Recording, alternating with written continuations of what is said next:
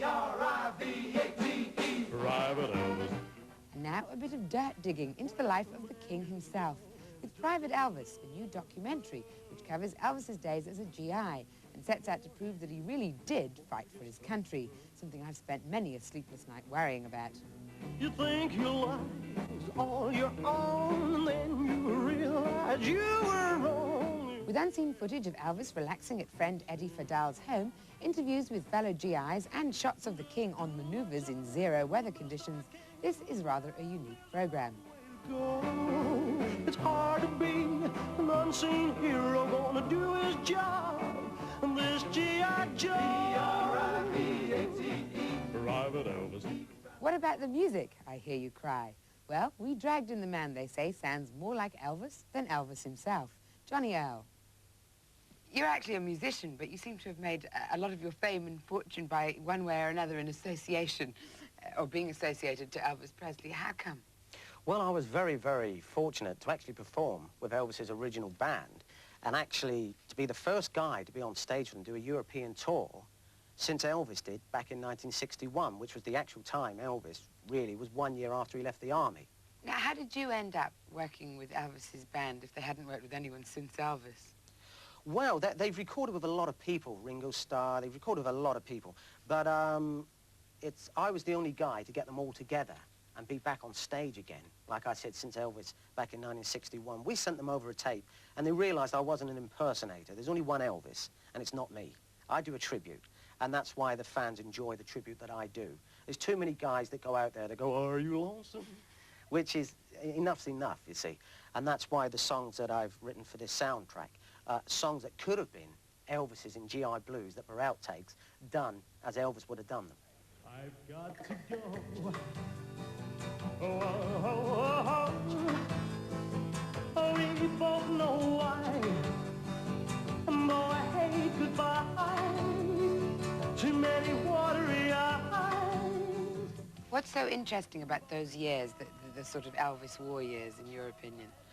Well, people may laugh at Elvis at this period and think, well, he was just a rock and roll singer going into the army, but he did his bit like everybody else. One of the Jordanaires told me before Elvis actually went into the army, he sat down with him and said, this was Neil Matthews, who I've written some songs with, and he said to me, he said, all Elvis really wanted to be was a soldier.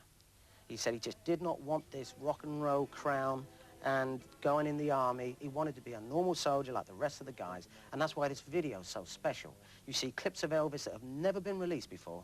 This isn't the king wearing the crown and Elvis being made out to be the king. This is Elvis, the normal guy, as we've never seen him before. When we got around to get our haircuts, there was a lot of praise. There was a lot of pictures. That was a big thing, the long hair at that time, which wasn't anything compared to what we have now. But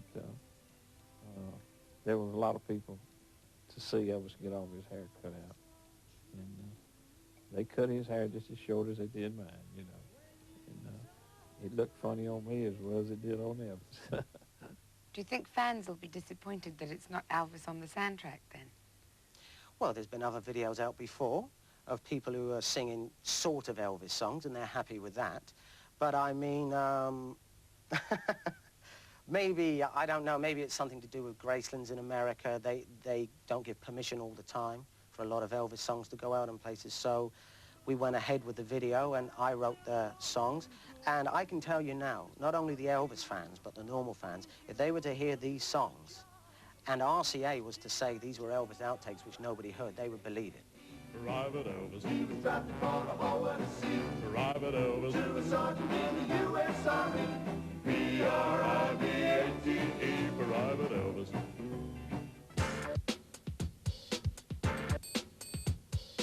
And in our first competition tonight, we've got loads of Elvis goodies, CDs, books, and, of course, the video. All you have to do is tell me, when did Elvis die? Was it A, 1975, B, 1977, or C, 1979? Just phone in on 089166 4455 and the king could be yours.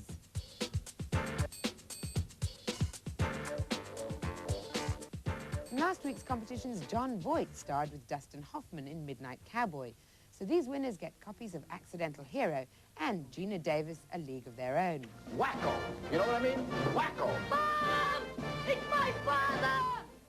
Turkey hosted the 1993 British Surfing Championship, so these winners get the great Russell Athletic Deluxe sweatshirts. In part 3, Hammer Horror for Halloween, and Mowgli learns the bare necessities of life.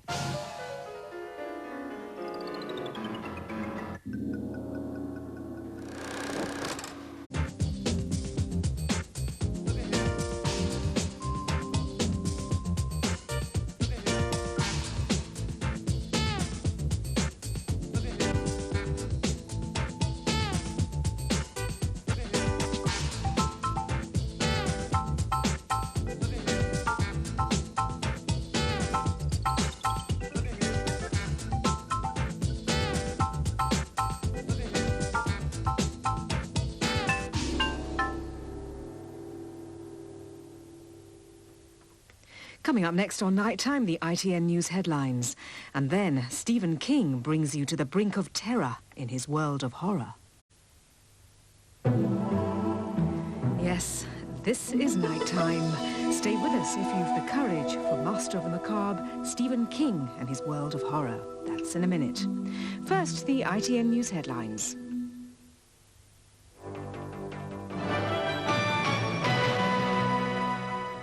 Mr Major is to meet the Irish Prime Minister Albert Reynolds on Friday to discuss the growing violence in Ulster.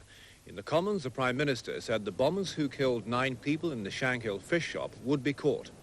They will be hunted down and they will be subject to the full severity of the law.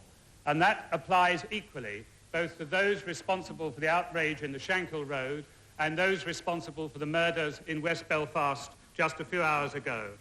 Extra troops and police are patrolling Belfast tonight after another day of violence. Yesterday, 2 Catholic workers died and 5 were wounded when gunmen opened fire at a West Belfast council depot. The Foreign Office is to review its advice to British tourists visiting Egypt following the shooting of 3 people there tonight.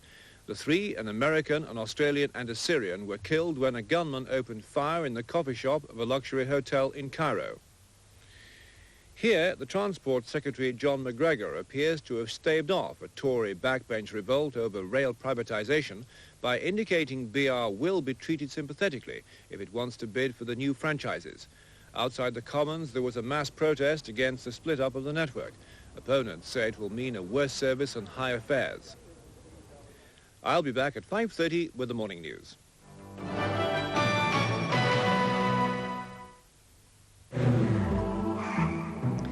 Well, now we've reached the darker side of nighttime, so pull up the covers and grab a pillow or someone's hand. We've almost 2 hours of terrifying films ahead, starting now with Stephen King's world of horror.